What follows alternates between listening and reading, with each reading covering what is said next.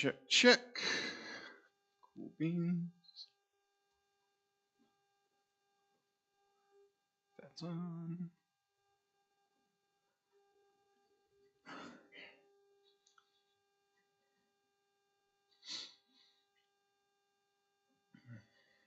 All right, we good? All right. Okay, welcome to the few people who are here. I feel so lonely. Anyone watching on YouTube, welcome. We are continuing on our study of Ruth, and today we get to play Pastor misread the directions on how this study format works, although in my defense that the instructions were very poorly worded, I think. And realized this at when he sat down to prepare stuff at 10 p.m. last night and realized he had brought the wrong papers home and did not have the right one to look over. So I'm going to be going into stuff a little bit cold today. So the issue is the personal application questions that are supposed to be kind of the homework that you do in this study. They don't match the lesson number in the corner. They apply to the next lesson. So the personal application questions 1 are actually the ones you're supposed to answer before you do lesson 2. Personal application questions 2 are actually what you're supposed to do before you do lesson 3. So the first 2 packets are kind of weirdly set up because of that. I don't know. I just read it. If it's personal application questions 3, those should be the questions for lesson 3, but apparently those are the ones for lesson 4.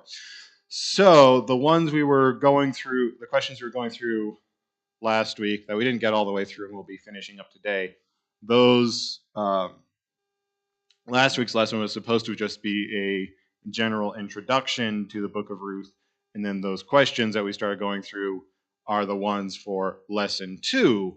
That is chapter 1, verses 3 to 5. But like I said, we have a few questions left, and then we'll go through the personal application questions 2, which are going to be kind of going over the same thing.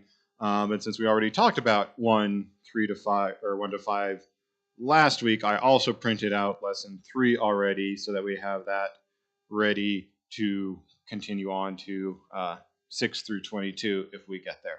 So I'm sorry the lessons got a little bit confused. Again, I was matching the number to the lesson number, and it was supposed to be that number goes to the next lesson.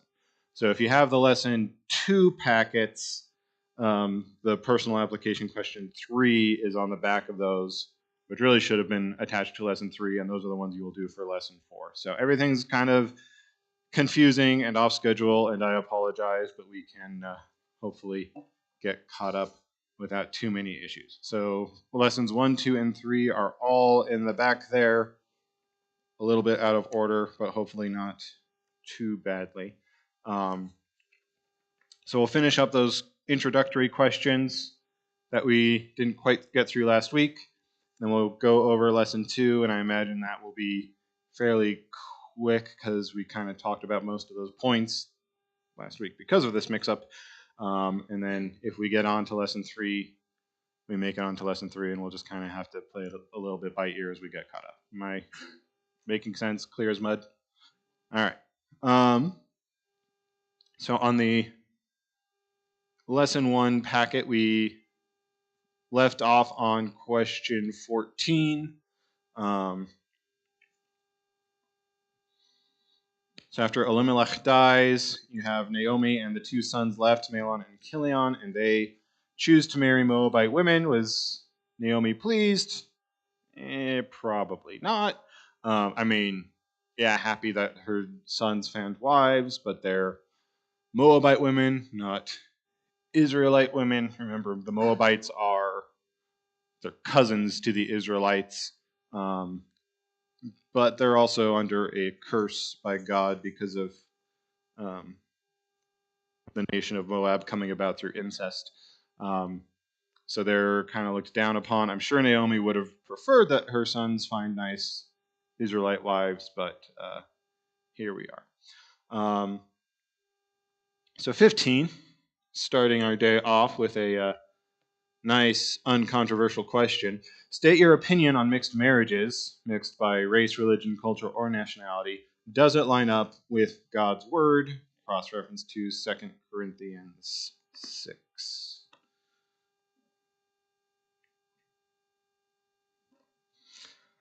So 2 Corinthians 6, 14 through 18. Do not be unequally yoked with unbelievers, for what partnership has righteousness with lawlessness? Or what fellowship has light with darkness? What accord has Christ with Belial? Or what portion does a believer share with an unbeliever? What agreement has the temple of God with idols? For we are the temple of the living God. As God said, I will make my dwelling among them and walk among them, and I will be their God, and they shall be my people. Therefore go out from their midst and be separate from them, says the Lord, and touch no unclean thing. Then I will welcome you. And I will be a father to you, and you shall be sons and daughters to me, says the Lord Almighty.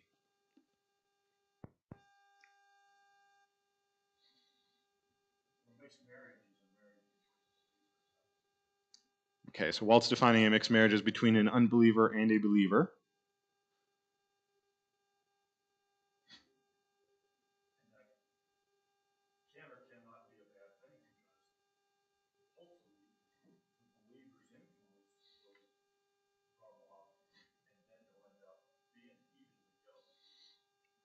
Yeah. So.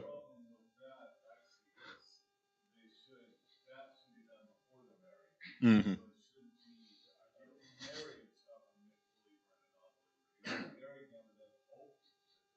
Yeah.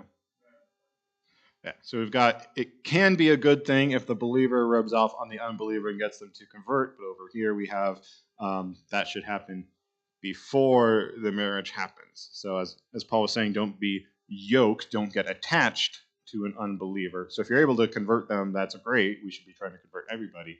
The flirt to convert model doesn't always work. Yeah, going entirely by anecdotal evidence, I have not seen any actual studies on this.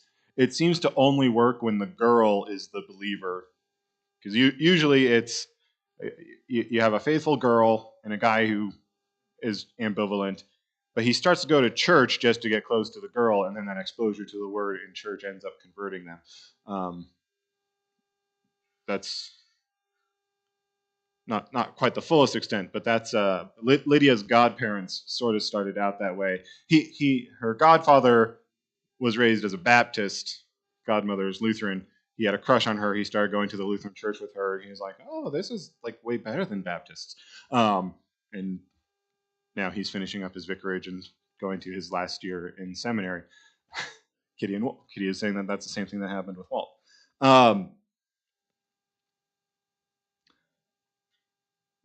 So yeah, so this is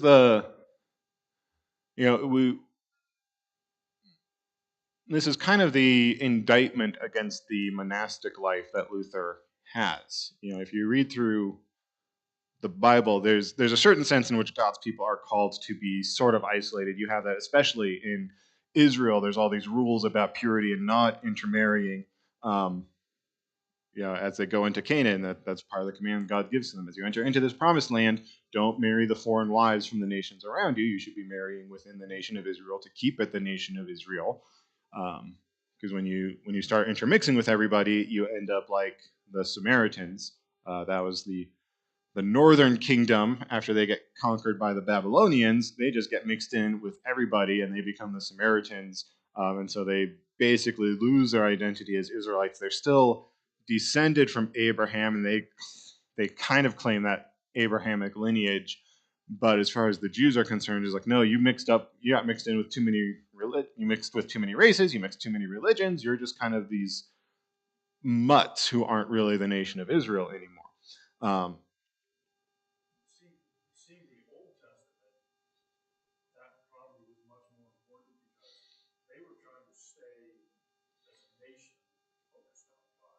Right.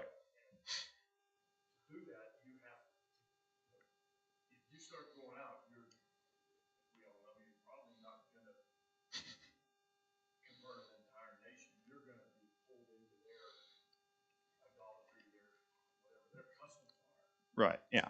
So the two main tasks for the nation of Israel in the Old Testament is one, they're supposed to be a people united around God as his chosen people, as a model and an example to all the other nations to see this is what a godly nation looks like. Very rarely did they live up to that, but that's part of what they're supposed to be. That's, Moses talked about how they're going to be a nation of priests. They're supposed to be living out this Israelite ideal for everyone else to see. This is what it looks like to live under the one true God. And that requires that you maintain a culture united around God and you don't mix in with all of the other nations. Because, we see that with Solomon. Solomon, born of David, he's given the gift of wisdom. He's the one who gets the privilege of building God's temple. Everything looks like he's going to be a really great leader. And then he goes after foreign wives, and the foreign wives steer him towards foreign gods, and he starts to build temples to the foreign gods, and Israel never really recovers from that. The foreign women tend to lead the Israelite men astray. Like I said, the flirt to convert, it usually goes with whatever the woman holds to. And so if the Israelite men start going after foreign wives, more often than not, they're going to start worshiping the gods of the foreign wives, and that's going to ruin this idea that Israel is supposed to be centered around the one true God. The other main task of the nation of Israel is that they're supposed to produce the Messiah. The Messiah has been prophesied to come from the nation of Israel, specifically the tribe of Judah, which means that the nation of Israel has to endure until the fullness of time when the Messiah will be born to it. And so again, if the Israelites don't actually stay Israelites and they just disperse and marry everyone else so that there's no more nation of Israel, that makes it a lot harder for the Messiah to come out of the nation of Israel. And so again, you have all of these warnings against marrying foreign wives. It's made forbidden, to marry the Canaanites or the Hittites or the Perizzites or the Philistines, etc., etc. Interestingly enough, the Moabites are not in that list of forbidden marriages, so you can make the argument that it was acceptable for the Israelites to marry the Moabites because they're so close, but it's still not ideal. You still have that generational curse against the Moabites. They shall not enter the assembly of the Lord up to 10 generations, which, again, is that literally 10 generations, or is that a figurative 10 meaning for all generations? So it's not encouraged for them to intermix with the Moabites, but it's more permissible than if they were going with a Philistine or something like that.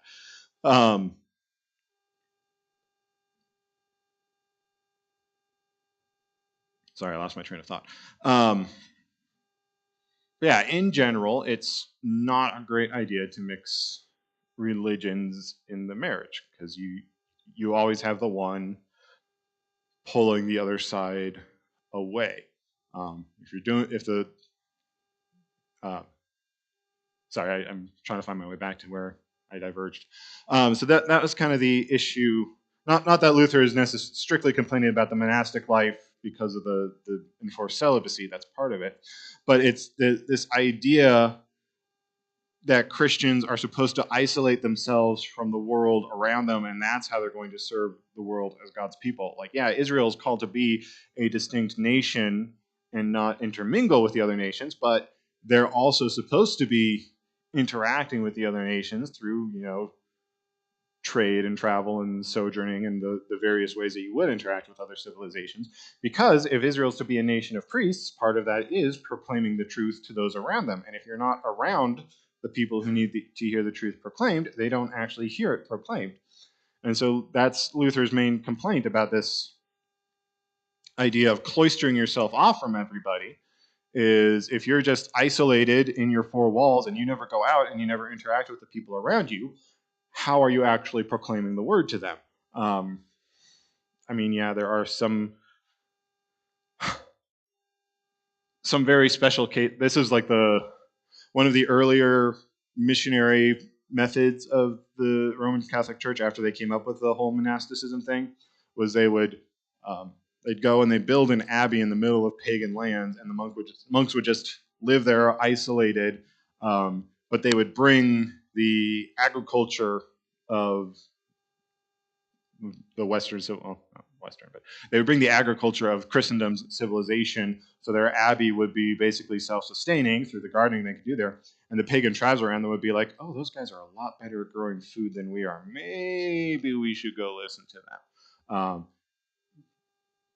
And then they actually listened to them, and it did work as outreach. But still, the outreach didn't work until the people actually came in and interacted with them. And so that's what Luther's complaint is you don't serve God by just holding yourself up in the wall and never talking to anybody. We're supposed to go out into the world, in the not of the world, but in the world. We're supposed to be out among the people proclaiming God's words. So not that I'm advocating flirt to convert is the way you do that, but we are called to interact with people of all cultures and creeds so that we might be witnesses of God to them. So we are called to interact with people, and if that moves to a dating relationship, that's not inherently bad, but that should be something that needs to be addressed before it goes further and into marriages. You don't want to marry the person if they're still of another religion or belief, because they're always going to be tempting to pull you away from the faith, even as you're trying to draw them in. But even if that part doesn't affect you and you remain stalwart in your faith while they're an unbeliever, it makes it much more complicated when kids enter the equation now. Because now you have one parent telling the kid, oh, you should believe in this, and the other parent saying, oh, that's nonsense. Why would you believe that? Now the kid is being pit against the two parents, and it's completely detrimental to faith formation. And it doesn't even have to be different religions. You see this with different denominations. I have, hopefully I'm not embarrassing anyone too much, but my aunt-in-law, I think, she's Lutheran. She married a Catholic. Neither of them wanted to convert to the other's denomination, and they're just like, we'll figure it out when we have kids. And they had kids, and they never figured it out. I think the kids got baptized Catholic because the Lutherans will recognize a Catholic baptism, but the Catholics won't necessarily recognize a Lutheran baptism. So they got baptized Catholic, but they don't go to church because they never decided, are we going to go to the Lutheran church or the Catholic church? I guess we're just not going to church at all. So it's like, yeah, the kids got baptized. That's great, but if they never go to church, that's not going to help them too much. And that's just two denominations of the same religion. You have different religions entirely, and that problem becomes so much worse.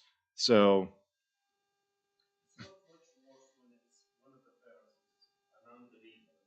mm-hmm.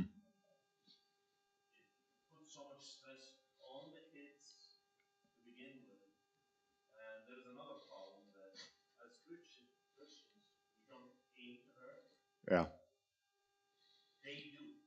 Mm.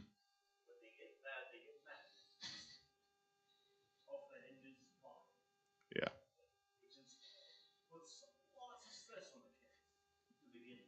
Yeah. There's a Steven Crowder, if you ever watch him. I haven't seen him do this in a while, but he used to have a bit where people would ask him for relationship advice, and he would give it to them. And so this guy was writing about how he's been dating this girl, and he really likes her. They both like soccer, and they like the same movies or whatever. But he's a very conservative Republican, and she's a very liberal Democrat. What should we do? And Crowder's just like, why do you want to marry this woman? You know that marriage is more than just sitting on the couch and watching movies together, right? Like, you're supposed to have some kind of shared values that you can instill upon your children. If you sit here and think, I don't think that we should murder children, and she thinks, oh, it's totally a woman's right to murder children, that's going to be an issue. And which one are you going to teach your kid? You can't fall into this, oh, marriage is just about a person I like to hang out with. You need to have commonalities that can be sustained beyond just that, by all means, you are supposed to be friends with your spouse, but if it's just this very shallow friendship level, that's not a basis for marriage. You're supposed to have shared values, shared worldviews, shared ethics. And if you have the same religion, hopefully that happens. But when you're completely opposed, you're just asking for trouble and conflict throughout the whole thing.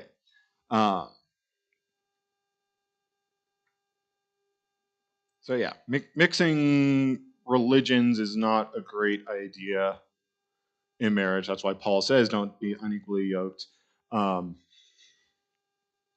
you do have cases, this comes up in Peter's letters, I believe, where he's writing to, kind of the implication is women who convert. It's women who they were both Roman pagans and got married to each other, and then the wives convert to Christianity, but the husbands remain unconverted. Or maybe it's Paul who talks. I think Peter and Paul talk about it. So they're addressing this issue.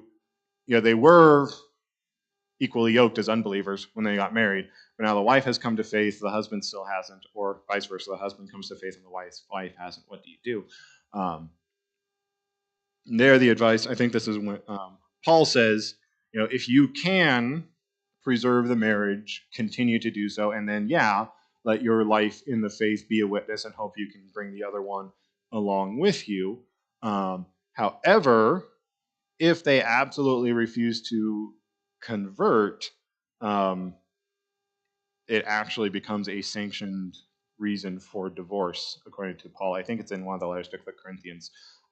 If you convert and your spouse is unwilling to convert and they're very adamant about it and they're like trying to draw you away from Christianity back to whatever they are, Paul says that's that is grounds for divorce, where you can leave them and you're not committing a sin because you are preserving the faith in that case.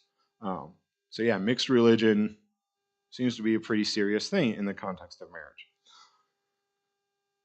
So let's talk about the other hot button ones here, though. What about race, culture, or nationality?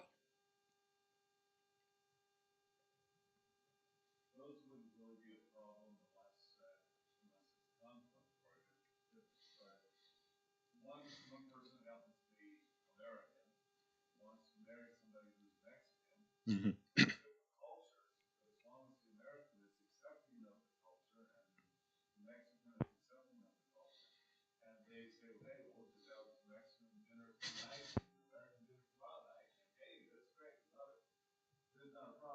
Yeah.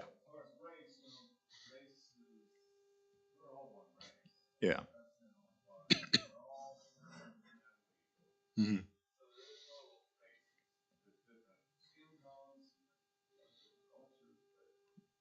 Yeah.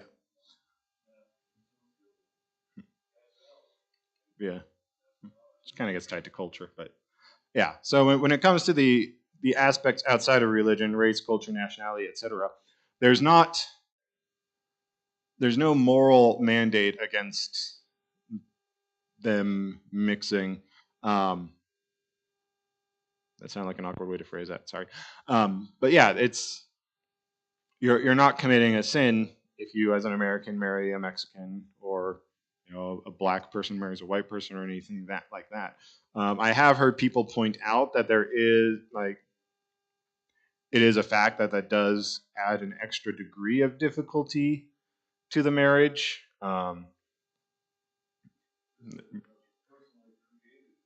It's personally created difficulty, but if you're an American and you're raised American and you're used to American cuisine, and that's all well and dandy. If you marry another American who's used to American cuisine, you're probably going to have a little bit less fights about what to have for dinner than if you marry someone from India, where they have a completely different palate and they want to eat food with their hands, and your mom always said, "Oh, it's rude to eat with your hands. You need to use a fork and knife all the time." Not that it's an insurmountable difficulty, but there are difficulties that arise when cultures clash, just because it's cultures clashing. So you can say, you should be aware of this added difficulty before the relationship proceeds to marriage, and if you're willing to deal with that and work things out and negotiate so that you can still live in harmony, by all means continue to do it. But it's not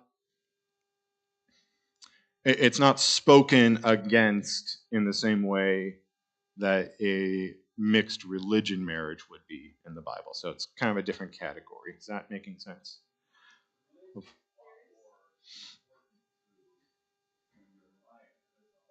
Yeah.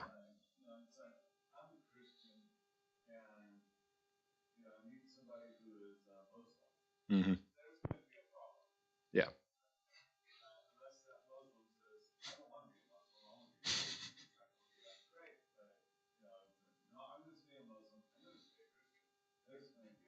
Yeah.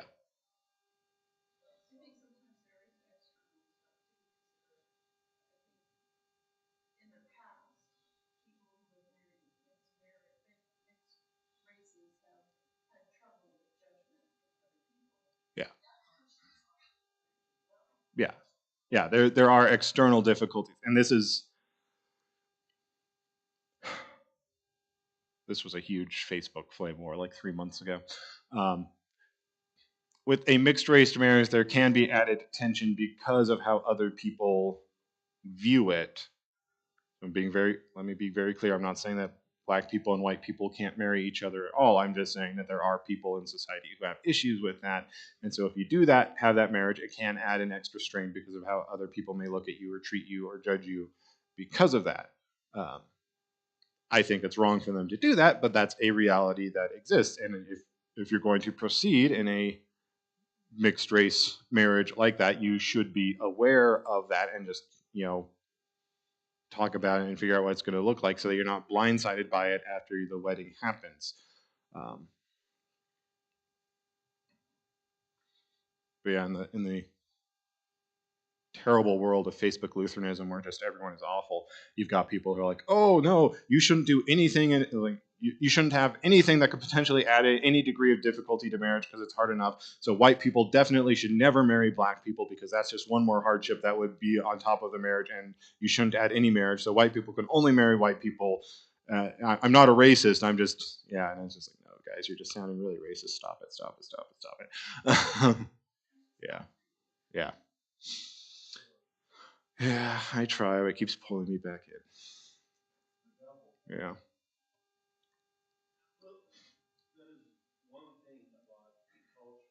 Mm-hmm.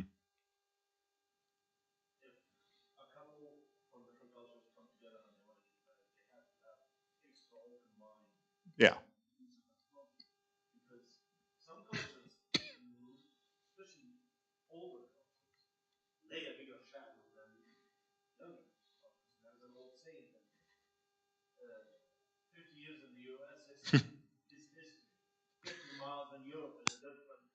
Yeah.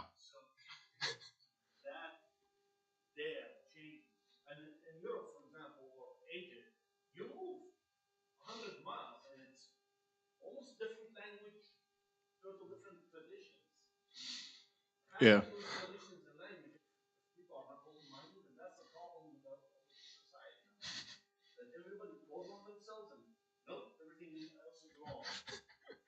Yeah. It's Eddie Izzard. He's a British comedian. He has a bit on how Americans can't have the same sense of history as the Europeans do because Europe actually has history, whereas in America they're just like, we've restored this parking lot to look the way it did 50 years ago. And the crowd freaks out and says, no, impossible. No one was alive back then.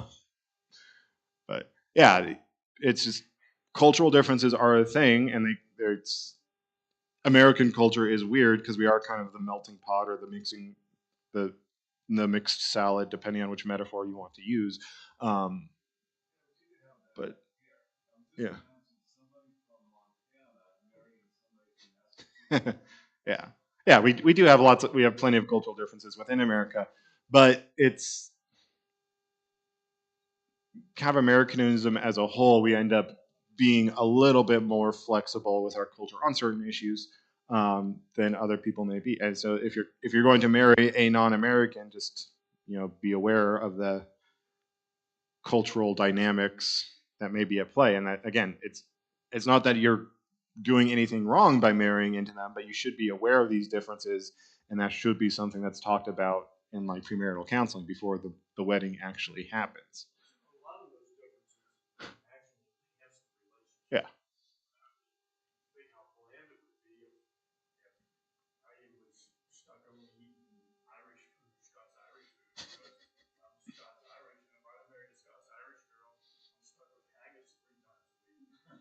Mhm.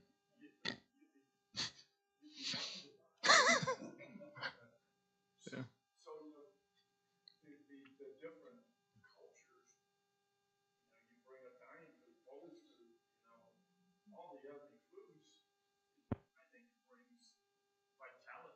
Hmm.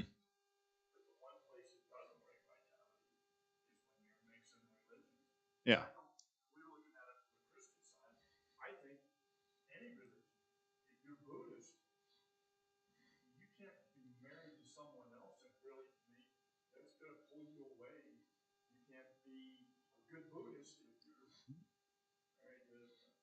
Yeah. Mixing of cultures adds flavor. It can enhance things. But yeah, mixing religions, you don't profit from trying to draw other religions because it's a different religion. They have a different belief system. There may be certain values that are alike among them, but the ultimate goals or the purposes of the religion are going to be vastly different. And so if you as a Christian believe you're saved by grace through faith, not by works, and then you marry a Buddhist who thinks that the source of all conflict is desire, and you need to just like deny materialism and get away from the material world, and then that's how you'll gain the enlightenment to go on to nirvana.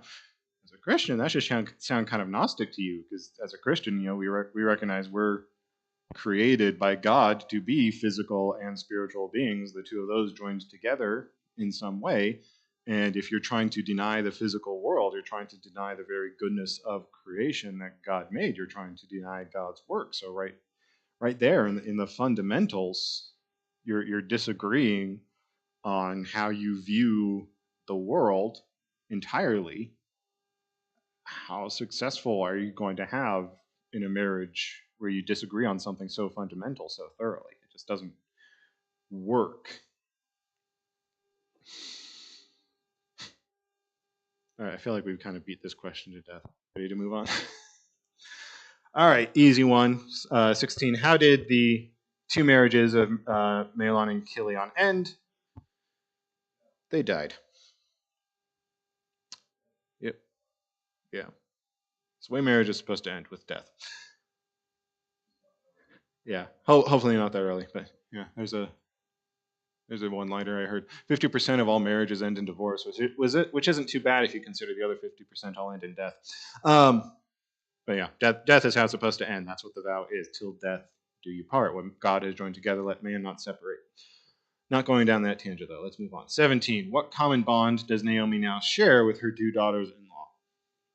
They're all widows. So yeah, they move to Moab. Elimelech dies. Naomi's a widow. Her sons get married, and then her sons dies. Now her two daughters-in-law are widows. All there.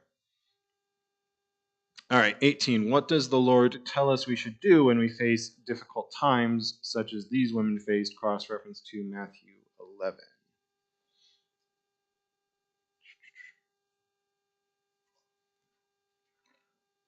11, 28, and 29.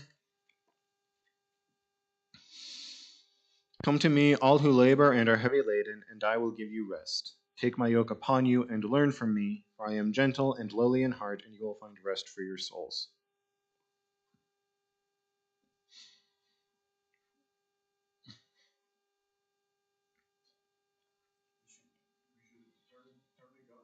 Right. So this is, as in all things in life, the answer is always to turn to God, to trust in Him, to find comfort in Him. And yeah, I admit it.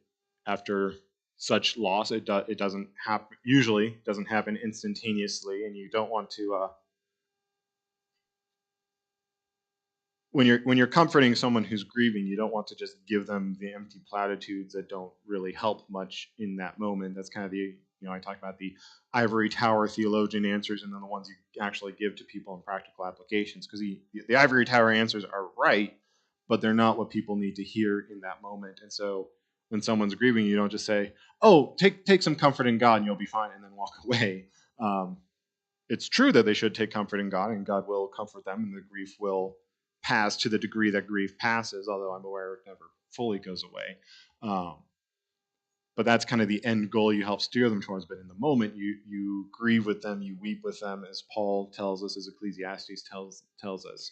But at the same time, if you don't ever seek any comfort in God, if you just get stuck in this woe is me, why is life hard, there's no meaning to any of it, then I don't think you'd ever really find any kind of comfort in that either. So you do need to have that goal of working towards God, finding comfort in Him, recognizing you may not understand His plan or His timing, but that it's done for whatever reason it may be, and it is ultimately working for the good of those who love Him, and finding the comfort in that, which is kind of the key to this whole study and why we're looking at Ruth for trying to learn how to put trust and comfort in God, because that's really the theme in this is how do Naomi and Ruth put their trust in God and find comfort in Him in the face of all of this death that's kicking off their journey together. So.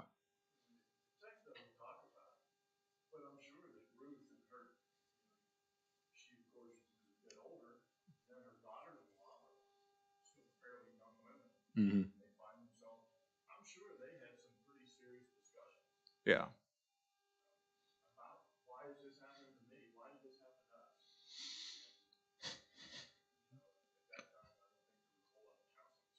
Yeah. Yeah.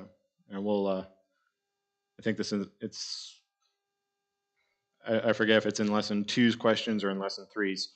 Um, but yeah, the fact that, you know, spoiler alert, Ruth travels with Naomi back to Israel because Ruth has converted to the Israelite religion, which I I would think that implies that she had some, you know, maybe Malon had converted her before marriage too, but she, in dealing with Naomi in the aftermath of everything, Naomi is still able to be a witness to her and to some degree, such that she is willing to go back to Israel or go to Israel. She's not going back because she's a Moabite. She's willing to go to Israel and become an Israelite because of the witness Naomi had given to her throughout their life and the way that they deal with this grief together. Yes. Mm-hmm.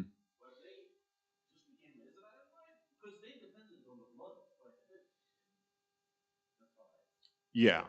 Um, it's not called Judaism because it's the whole nation of Israel at this point. So yeah, I guess you call it the Israelite religion. That's what I do. If there's a better term, I don't know. But yeah, you could. I don't remember. I don't remember much detail off the top of my head because I didn't think I'd have to review this. But yeah, in the Torah there are prescriptions for how somebody can become an Israelite from the outside. So you have rules for the sojourners, and those are, you know, those are the green card havers, the one who come to inhabit the land, but they're not um, switching their nationality or anything like that. But then there are prescriptions for if there's a sojourner who's like, yeah, you guys are onto something here. I don't want to be one of you. There is a way that they can convert to become an Israelite, and then they're counted as an Israelite from then on. Uh, Presumably, they would just claim whatever tribe the land they're inhabiting is in. Um, if they're in the land of Issachar, then they just become an Issacharite or whatever. But we see that in Rahab. She was a Jerichoan. She's the prostitute who hid the spies when Joshua sent the men to examine Jericho, and her agreement was, you know, I've heard about you guys. I think your God is the real one, so I'm going to protect your spies. Just like, don't kill my family when you take over the city. And so she brings her family into the home. The walls of Jericho fall. They slaughter everyone except for Rahab and her family, and she's just adopted into the tribe of Judah, and then she becomes an ancestor to Jesus. So she converts to becoming an Israelite, and she's just treated as an Israelite from that day on. So there was a way that foreigners could become an Israelite by converting to the religion and accepting their nationality with them. And there's rites and ceremonies that ritual washings and such. But yeah, you could convert into becoming an Israelite, and then you were counted as an Israelite, even if you weren't necessarily directly descended from Abraham. But you could still be brought into that promise. Did I answer that correctly? Okay. Uh, Cogently, I should ask, but okay. All right. Question 19 then. If we see someone going through difficult times, what call has the Lord placed on our lives? Galatians 6. Bear one another's burdens, and so fulfill the law of Christ.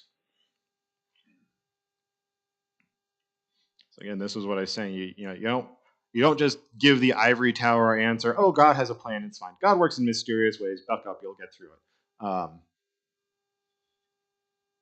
Answers are correct, but they're not being applied in the right way. So you're supposed to bear their burdens, grieve with them, be with them, help them through it. Actually, show them that you care. That's part of what it is to be a church. The church is not just a bunch of individuals, each being an individual church, and we all happen to be together in the same room sometimes.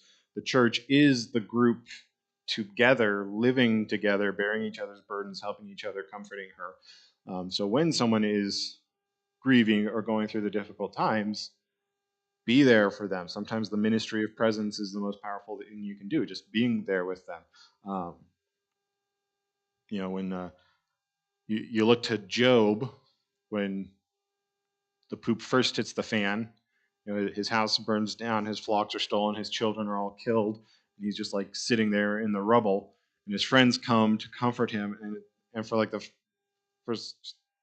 first couple of days, it's like 3 or 6 days, I forget exactly how long it is, but they just kind of like sit there with him in silence, and they're just being there with him as his friends. And as it turns out, that's a lot more comforting than when they actually start talking to him, and then the whole book becomes this giant debate where they fight each other when they're like, "Hey, Job, you did something bad for all this bad stuff to happen." And Job's like, "Why are you doing this to me?" They were actually serving him better when they were just sitting there with him than when they tried to give their theological answers to him. It didn't help that they were the wrong theological answers. But Kierkegaard has a quote: "Job endured all things until his friends spoke to him, and then he became impatient." um, yeah, the tongue can be the devil's horse.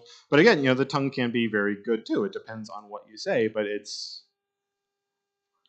you need to speak with compassion and not just give the Sunday school answer and then say, "Oh, I did my part. I said Jesus." Um, this is when we're called to wisdom and empathy, and how to say what needs to be said. Yeah.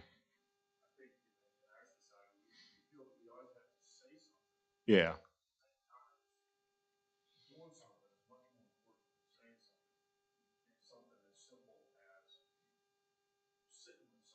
Mm-hmm.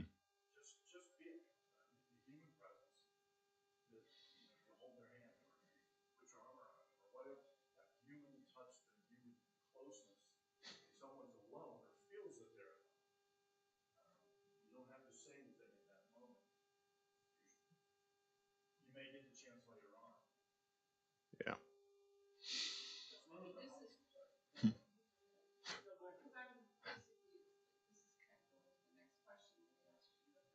Mm-hmm.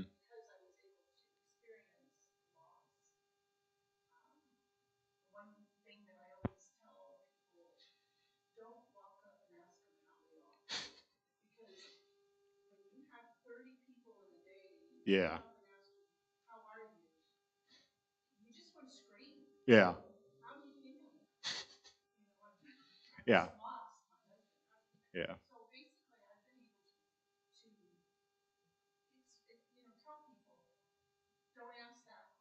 Mm-hmm.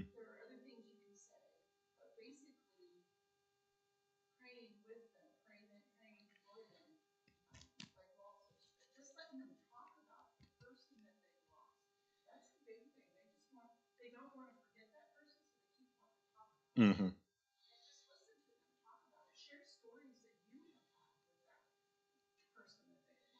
Yeah.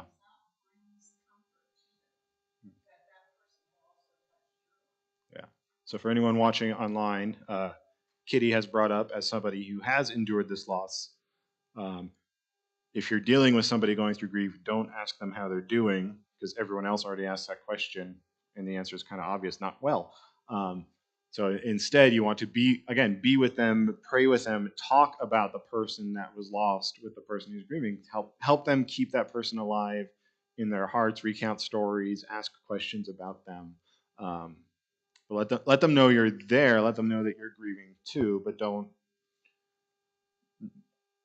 as much as it is the first question that comes to mind, don't ask how are you, because everyone else has asked that and they're sick of it and they're not well, and everyone knows they're not well. It's a question that doesn't need to be asked. Yeah. What do you think?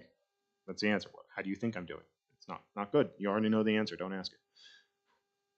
One of the hardest things I've seen in the is local formation after coming back from the tournament, Mm. and you accountable for that. Mm. It's gut wrenching when you see it because they stop calling and people die. You call the name three times. Mm-hmm. And you see on Facebook people who were close to them. Mm-hmm. And all the team can do is toss it out and just hold it. Yeah.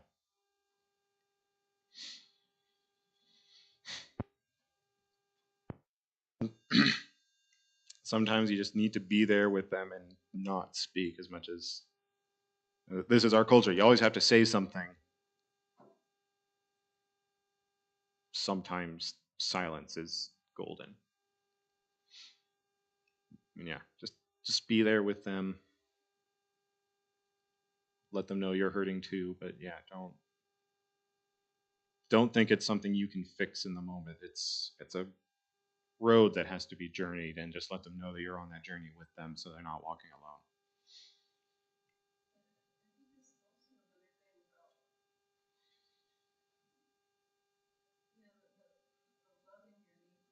alone. Mm-hmm. Yeah.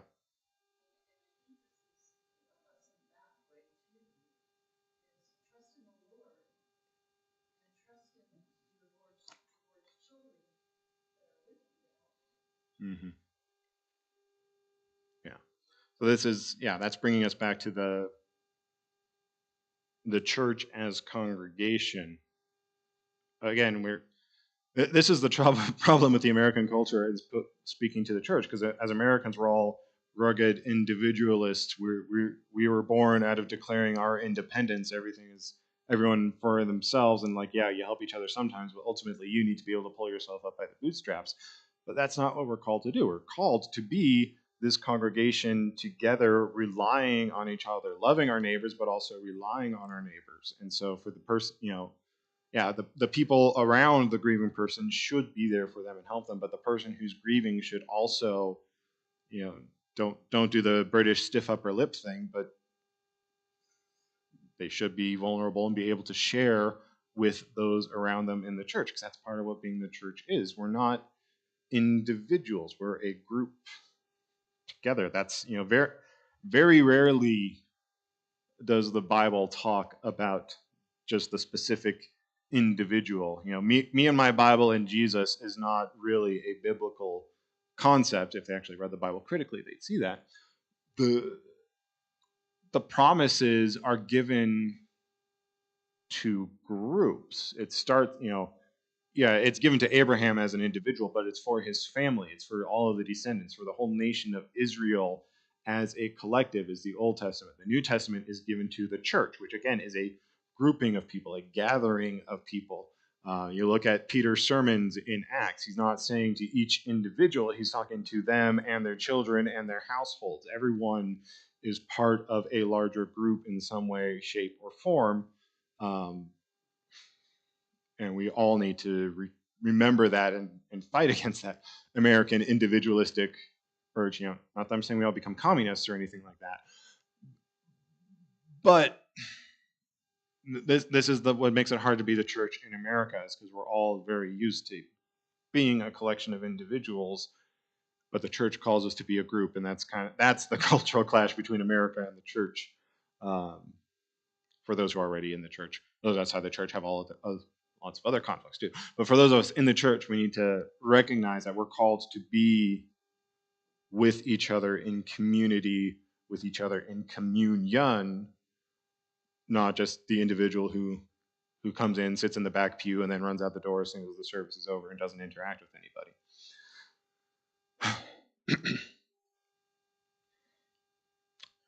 All right. So that's lesson 1, which was supposed to just be an introductory. And so these questions were then supposed to be the homework for lesson 2, which is then on verses 1 through 5, which we've largely discussed, but we've got like 15 minutes left. So I think we'll go over the notes for lesson 2 again on verses 1 through 5, and then and I'm sorry I printed these out of order. So then if you have your lesson 1 packet, on the back are the lesson 2 personal applications, which are the ones to be answered for question 3. So if you did not do, it says Ruth 1, 6 through 22 on the top. If you did not do them for this week, congratulations, you get a grace period. So if you can go through those personally, and then next week we'll run through those questions and then talk about lesson 3, and then hopefully we'll get back on track. Is this making sense?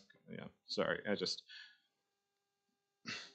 I misread the instructions, or the instructions were not clear, and I printed stuff out of order, and I apologize for that. I'm trying to catch up as well as I can without making a bunch of more printouts and wasting paper. So hopefully by the time we get to lesson 4, we'll be all caught up.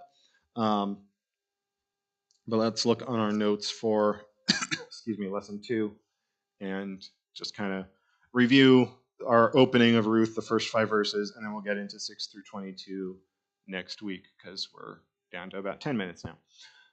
All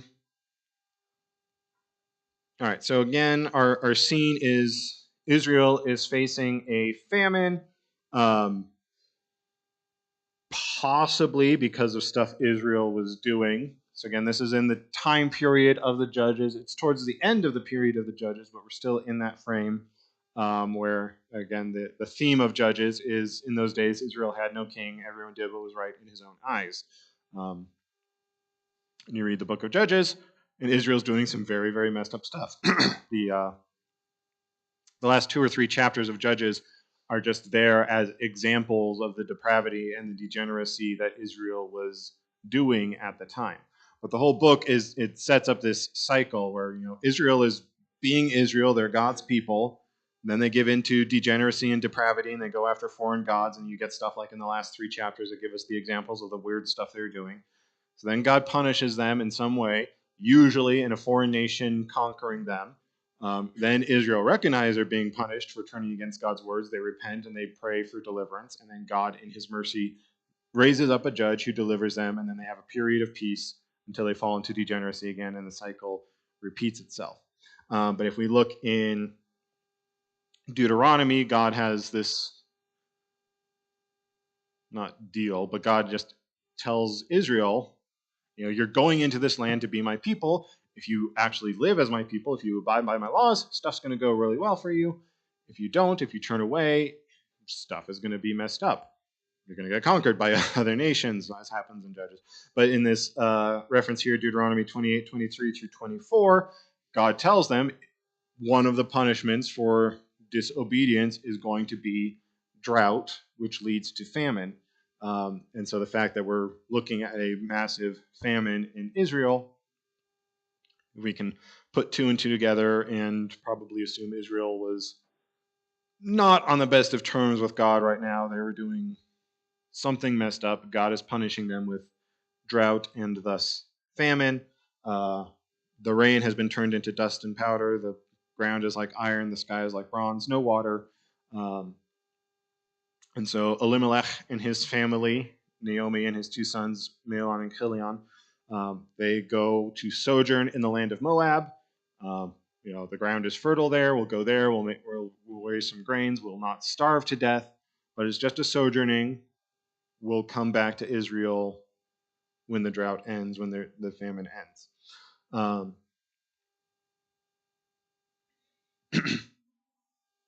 So he acts to preserve his family by going to sojourn in Moab. Last paragraph on page 5 of the handout. While commending his action to save his family's physical lives, there is no mention of his care for their spiritual lives. Moab was founded by Lot's incestuous relationship with one of his daughters after fleeing from Sodom, and Moab was filled with false gods. The chief was Chemosh, whose worship included child sacrifice. Moab was not a good place in which to live, but Elimelech was only planning to stay for a short time, long enough to feed his starving family.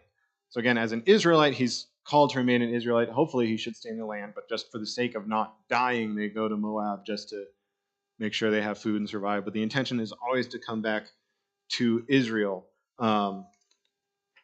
Maybe Elimelech was a very faithful Jew. I kind of think he was, given the character of Naomi and the impact she and their sons are able to have on Ruth.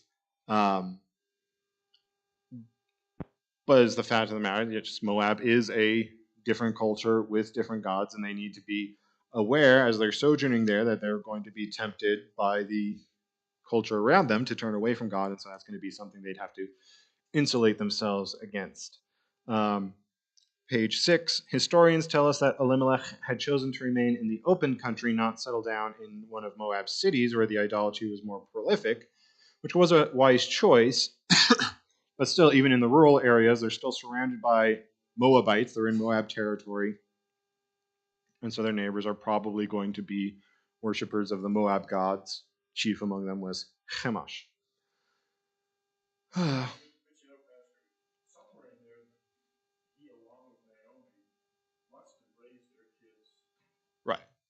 Because the two daughters-in-law had kind of become Israelites. Israel. Yeah. Yeah. So I don't like that line there. It was like, Elimelech may not have shown much care for his. Oh, I shouldn't misquote it. It did it. Yeah. So that phrasing, there's no mention of his care for their spiritual lives. That seems kind of like an underhanded attack on him. But I think he must have shown care for their spiritual lives as an individual, as the head of the household, raising them. Because again, Naomi remains a very faithful Israelite through the whole ordeal. Their sons are apparently pretty faithful Israelites because we see, even though the sons marry Moabites, Ruth will come back with Naomi to become an Israelite, and that's because of the influence of Mahlon and Naomi upon them. So it seems that Orpah stays in Moab, so I don't know all that went into that. But the influence that they have on Ruth is such that she would rather become an Israelite than remain a Moabite. So I am inclined to think that Elimelech cared enough for his family to raise his sons to know the truth, because they are able to be such a good witness to Ruth, if nothing else. And so I think that he did show care for their spiritual lives. So yeah, I feel like it's a little bit underhanded how they phrased that. All right, Naomi the widow. So the plan is to go to Moab just to not die and then return to Israel, but Elimelech dies there. We don't know how he dies, but he does die. So he leaves his wife and his two sons as strangers in an unfamiliar and ungodly land. So Naomi, as we've talked about last week, she's mourning her husband. She's now a widow. She also has to be mother to her sons. She's kind of maybe the de facto head of the family. It kind of depends on how old the sons are. So she's either now the de facto head of the family, or she suddenly has to have her son be the head of the family, and now she's taking orders from her son way earlier than she ever thought she would. Either way, it's going to be a weird transition for her and a difficult time. Now she has to figure out how are her sons going to find wives. Do they go back to Israel right away? Do they remain in Moab and try to survive as best they can before they go back? Yeah, it's just not a great situation all around, but we'll see how God delivers her from it as we continue on in this study. But none of us can flee from death. It surrounds us every day in hundreds of ways, but death can either be our friend or our enemy. I don't like how that's phrased. St. Paul calls death our last enemy, and then he adds that we who belong to the Lord have victory over our last enemy. Thanks be to God who gives us victory through our Lord Jesus Christ. Yeah, I don't like this. I understand the intent of this language, saying death can be our friend, because, again, as Paul says, to die is to be with Christ. Death delivers us from the misery. As we die and we leave this world, we are delivered into God, but we need to be careful not to turn death itself into the deliverer. You don't want to be in this trap of You don't want to be looking forward to death. You look forward to being with Jesus, and that's well and good. But we shouldn't think of death as our friend, because death is the enemy. He's the last enemy to be destroyed, but death is the enemy. Death is not part of God's plan. So I don't like this language saying death can be our friend. I understand the intent behind that, but that's not a great use of language.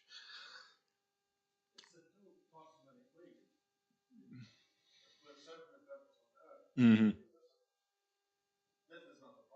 Yeah. Death is a problem. We don't need to fear it, but we shouldn't look to it as a good thing or as a friend or something that we're looking forward to either.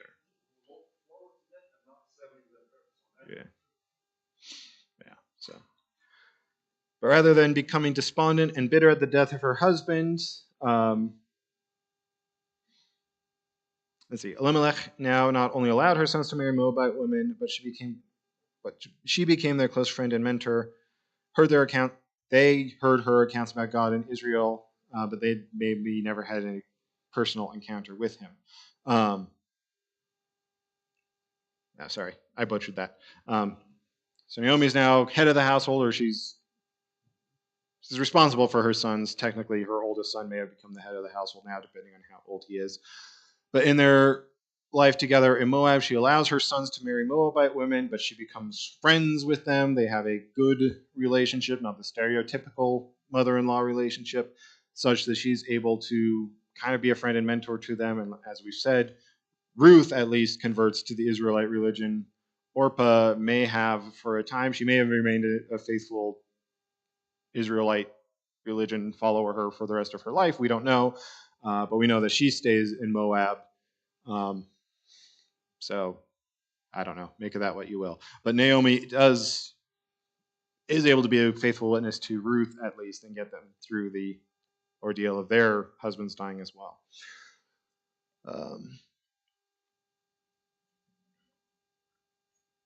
Skimming through here. The last bottom paragraph on the left of 6. The last verse of Judges tells us that everyone was doing what was right in their own eyes, not God's eyes. But there is one exception, Naomi. There's probably more exceptions, but Naomi is an exception. She's living in a strange land with strange gods, but her eyes and hearts are still centered on the Lord. The author uses the name Jehovah. I don't like to use that name. But God had not forgotten her. She remained his child. She remains a witness to the fact that she's his child, and she tells others about it.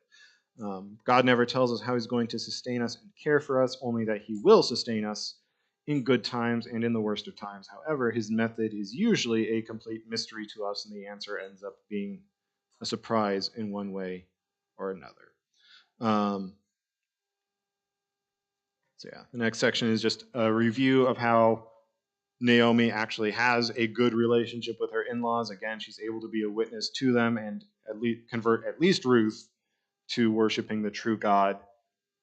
Orpah, maybe not. We don't know, because she leaves the narrative when she leaves in Moab, so we don't really know a whole lot about her. But yeah, we see these three women comforting each other through their mutual loss. The conclusion says the Lord has clearly portrayed one of the very first grief support groups in these three women supporting each other, helping each other through the grief.